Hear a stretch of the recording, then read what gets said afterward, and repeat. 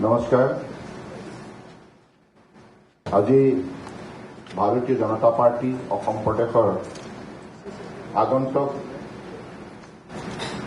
2026 চনৰ অসম বিধানসভা নিৰ্বাচনৰ উপলক্ষে সংকল্প পত্ৰ উন্মোচন কৰা হ'ব আৰু এই উন্মোচনী কাৰ্যসূচীত আমাৰ মাজত উপস্থিত থাকি আমাক উৎসাহিত কৰা ভাৰতবৰ্ষৰ সফল শক্তিশালী বিত্তমন্ত্ৰী মাননীয়া নিৰ্মলা সীতাৰমণ ডাঙৰীয়ানী, অসমৰ জনপ্ৰিয় মুখ্যমন্ত্ৰী ডক্টৰ হিমন্ত বিশ্ব শৰ্মা ডাঙৰীয়া,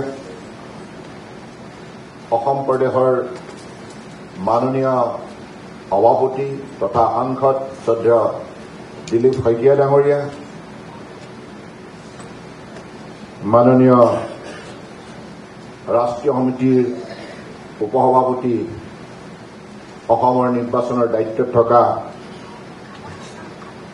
বিজয় জে পাণ্ডা ডাঙৰীয়া, কেন্দ্ৰীয় মন্ত্ৰী পবিত্ৰ মাৰ্ঘেৰিটা ডাঙৰীয়া, ৰাজ্য চৰকাৰৰ মাননীয় মন্ত্ৰী ডক্টৰ ৰণোজ পেগু ডাঙৰীয়া, মাননীয় সাংসদ প্ৰধান বৰুৱা ডাঙৰীয়াৰ লগতে আজি সভাত উপস্থিত থকা মাননীয় মন্ত্ৰী ৰঞ্জিত কুমাৰ দাস ডাঙৰীয়া আৰু পৰম শ্ৰদ্ধাৰ উপস্থিত বিভিন্ন বিশিষ্ট ব্যক্তিসকল আৰু সাংবাদিক বন্ধুসকল, জয় জয়তী। আজি সভাখনত সমবেত হোৱা আপোনালোক সকলোৰে প্ৰতি মই মোৰ আন্তৰিক শুভেচ্ছা জ্ঞাপন কৰিছোঁ। ইতিমধ্যে আমাৰ অসম প্ৰদেশৰ মাননীয় সভাপতি দিলীপ শইকীয়া ডাঙৰীয়াই সংকল্প পত্ৰ কেনেধৰণে প্ৰস্তুত কৰা হ'ল, লক্ষ লক্ষ জনতাৰ ওচৰলৈ গৈ আমি জনতাৰ মনৰ কথা কেনেধৰণে আমি বুটলিলোঁ আৰু তেখেতসকলৰ দিহা পৰামৰ্শৰ ওপৰত ভিত্তি কৰি অসমৰ ভৱিষ্যত শক্তিশালীৰ ওপৰত গঢ় দিয়াৰ নিমিত্তে এই সংকল্প পত্ৰ প্ৰস্তুত কৰা হৈছে। এই সংকল্প পত্ৰ আমি দলে প্ৰস্তুত কৰা নাই, অসমৰ ৰাইজে প্ৰস্তুত কৰিছে। অসমৰ বৰাক ব্ৰহ্মপুত্ৰ পাহাৰ ভৈয়ামৰ সকলো ৰাইজে, সকলো জাতি জনগোষ্ঠী ভাষাভাষী ধৰ্মাৱলী লোকে মিলিত প্ৰচেষ্টাৰে তেখেতসকলৰ দিহা পৰামৰ্শৰ ওপৰত ভিত্তি কৰি আজি দলৰ তৰফৰ পৰা এই সংকল্প পত্ৰ প্ৰস্তুত কৰা হৈছে আৰু ইয়াৰ প্ৰধান লক্ষ্য হৈছে যে অসমক আগন্তুক দিনত ভাৰতবৰ্ষৰ বুকুত আটাইতকৈ শক্তিশালী ৰাজ্য হিচাপে গঢ়ি তোলা।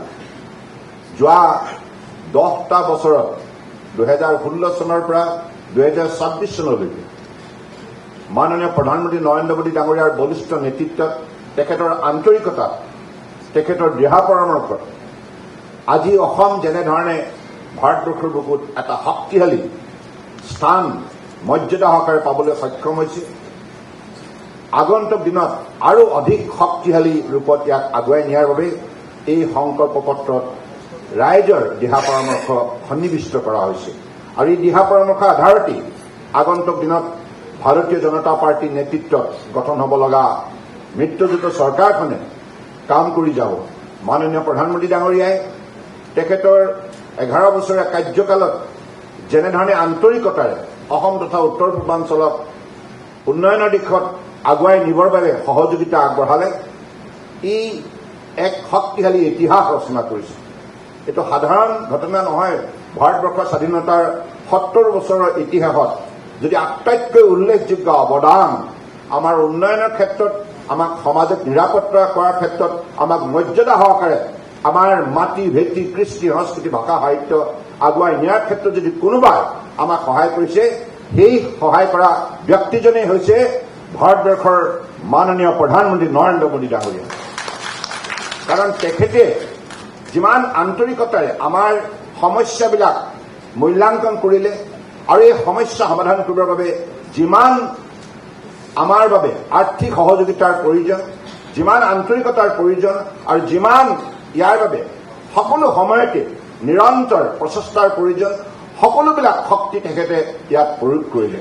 গতিকে মই আজি এই শুভখনত মাননীয় প্ৰধানমন্ত্ৰী নৰেন্দ্ৰ মোদী ডাঙৰীয়াক বিশেষভাৱে অসমৰ 3,40,00,000 লোকৰ হৈ আন্তৰিক কৃতজ্ঞতা জ্ঞাপন কৰিছোঁ আৰু মই ডক্টৰ হিমন্ত বিশ্ব শৰ্মা ডাঙৰীয়াকো ধন্যবাদ জনাইছোঁ তেখেতে যোৱা 5 বছৰ কাৰ্যকালত বহুত পৰিশ্ৰম কৰি অসমক উন্নয়নৰ ক্ষেত্ৰত আগুৱাই নিবৰ বাবে যিখিনি বলিষ্ঠ পদক্ষেপ ল'লে তাৰ বাবে আজি অসমে দুপে উন্নতি জখলাত লগাবলৈ সক্ষম হৈছে। অসমৰ ৰাইজে মোক 5 বছৰৰ বাবে মুখ্যমন্ত্ৰী কাৰ্যনিৰ্বাহ কৰাৰ আমাক যিখিনি সুবিধা প্ৰদান কৰিছিল 2016 পৰা 21 সেই সময়তো মাননীয় প্ৰধানমন্ত্ৰী ডাঙৰীয়াৰ নেতৃত্বত আমি যিখিনি দুৰ্নীতিৰ বিৰুদ্ধে শক্তিশালী পদক্ষেপ লৈছিলো তাৰ ফলশ্ৰুতিত আজি অসমত দুৰ্নীতিমুক্ত অসম হিচাপে আমি দাবী কৰিব পৰা পৰিস্থিতি উদ্ভৱ হ'ল। গতিকে সেইবাবে মই আশা ৰাখিছোঁ আগন্তুক দিনত উঠি অহা ছাত্ৰ ছাত্ৰীসকলক আৰু যুৱক যুৱতীসকলক মৰ্যাদা সহকাৰে কৰ্মসংস্থাপন প্ৰদান কৰি আগন্তুক দিনত বিশ্বৰ বুকুত আমাৰ যুৱ সমাজে যাতে নিজৰ শক্তি প্ৰদৰ্শন কৰিব পাৰে, যোগ্যতা প্ৰদৰ্শন কৰিব পাৰে, সেই লক্ষ্যৰে আগন্তুক দিনত অসমক এই সংকল্প পত্ৰত ৰাইজে দিয়া পৰামৰ্শ আধাৰত কাম কৰি আমি নিষ্ঠাৰে আগুৱাই যাম। এইখিনি কথাকে কৈ মই আজি এই সভাত নিৰ্মলা সীতাৰামন ডাঙৰীয়ানে বিশেষভাৱে আন্তৰিক কৃতজ্ঞতা জ্ঞাপন কৰিছোঁ। আমি সকলোৱে দেখিছোঁ নিৰ্মলা সীতাৰামন ডাঙৰীয়ানে কিমান পৰিশ্ৰমী আৰু বিত্তমন্ত্ৰী হিচাপে কিমান সফল। মই সঁচাই নিৰ্মলা সীতাৰামনকৈ আমি গৌৰৱান্বিত কৰোঁ, কাৰণ মই তেখেতৰ এজন কেবিনেট কলিগ হিচাপে মই তেখেতক ওচৰৰ পৰা দেখি থাকোঁ। তেখেতে কিমান পৰিশ্ৰম কৰে আন্তৰিকতাৰে আৰু সফলতাৰে আজি উভয় সদনত তেখেতে যিখিনি বক্তব্য ৰাখে তাৰ ফলস্বৰূপত আজি ভাৰতবৰ্ষই বিত্ত বিভাগে যিখিনি সফলতাৰে মাননীয় প্ৰধানমন্ত্ৰী ডাঙৰীয়াৰ নেতৃত্বত ৰাষ্ট্ৰখনক আগুৱাই নিছে আৰু আজি মাননীয় প্ৰধানমন্ত্ৰী ডাঙৰীয়াৰ বলিষ্ঠ নেতৃত্বত ভাৰতবৰ্ষই কম দিনৰ ভিতৰত পৃথিৱীৰ চতুৰ্থ বৃহৎ অৰ্থনীতি হিচাপে নিজক প্ৰতিষ্ঠা কৰিবলৈ সক্ষম হৈছে। আৰু এই যাত্ৰাত নিৰ্মলা সীতাৰামন ডাঙৰীয়াৰ বহুত অৰিহণা আছে। এইখিনি কথাকে কৈ মই মোৰ বক্তব্য সামৰিলোঁ।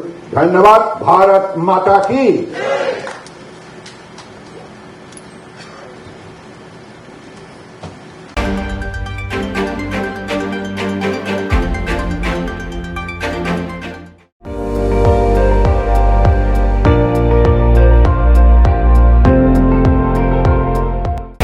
আপুনি চাই আছে ND24, সৰ্বশ্ৰেষ্ঠ নহয় সৰ্বোত্তমৰ দৌৰত।